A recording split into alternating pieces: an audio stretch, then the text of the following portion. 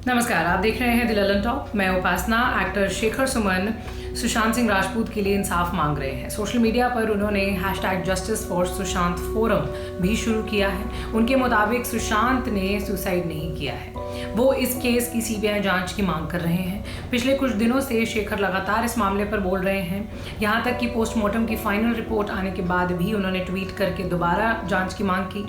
लिखा तो ये डिक्लेयर कर दिया गया है कि सुशांत की मौत सुसाइड है।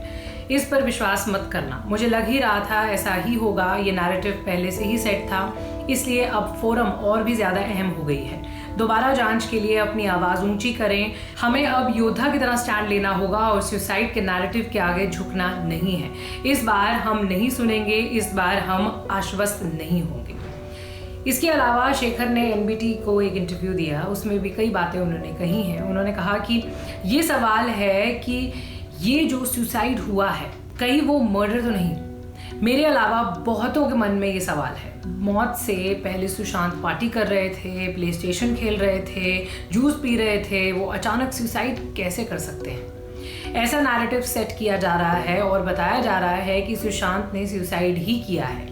ये सही नहीं है। पहले भी कई मामलों में ऐसा हो चुका है। जांच में पहले सुसाइड की बात निकली है, लेकिन बाद में मामला कुछ और ही सामने आता है। इसलिए सुशांत के केस की उच्च स्तरीय जांच होनी चाहिए। सुशांत की मौत के बाद से ही बॉलीवुड में फैले नेपोटिज्म पर जमकर बहस हो रही है। इस पर शेखर ने इंटरव्यू में कहा, नेपोटिज्म भाई भतीजावाद को कहते हैं। इंडस्ट्री में नेपोटिज्म नहीं है, और अगर है भी तो बहुत छोटे लेवल पर है, जो हर इंडस्ट्री में होता है। यहाँ गैंगिज्म है, जैसे माफिया अंडरवर्ल्ड का गैंग होता है, वैसा गैंग।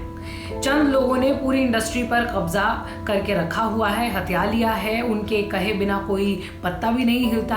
फिर चाहे फिल्म बनानी हो, किसी प्रोडक्शन हाउस में कास्टिंग हो, फिल्म की म्यूजिक डायरेक्टर, सिंगर्स कौन होंगे, फिर फिल्म की रिलीज होते वक्त सारे थिएटर्स में कब्जा कर लेना, बाकियों को जूठन देना, ये सब उनका काम है। इसके आगे शेखर ने कहा कि ये गैंग बाहरी लोगों को भी अपने हिसाब से काम करने पर मजबूर करता है। जो मान गया तो ठीक, जो नहीं माना उसका करियर खत्म कर दिया जाता है, प्रोजेक्ट्स छीन लिए जाते हैं।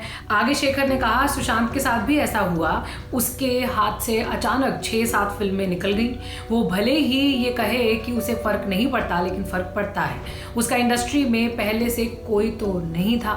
उसे काय पोछे फिल्म के लिए बेस्ट डेब्यू का अवार्ड भी नहीं मिला। छिछोरे को भी कोई अवार्ड नहीं मिला। ये गैंग तो पहले ही तय कर लेता है कि किसे अवार्ड दिया जाना है। जब शेखर कपूर से पूछा गया कि उन्होंने ये फोरम शुरू किया है तो उन्हें डर नहीं लग रहा है क्या? जवाब में उन्होंने कहा, मुझे डर नहीं है।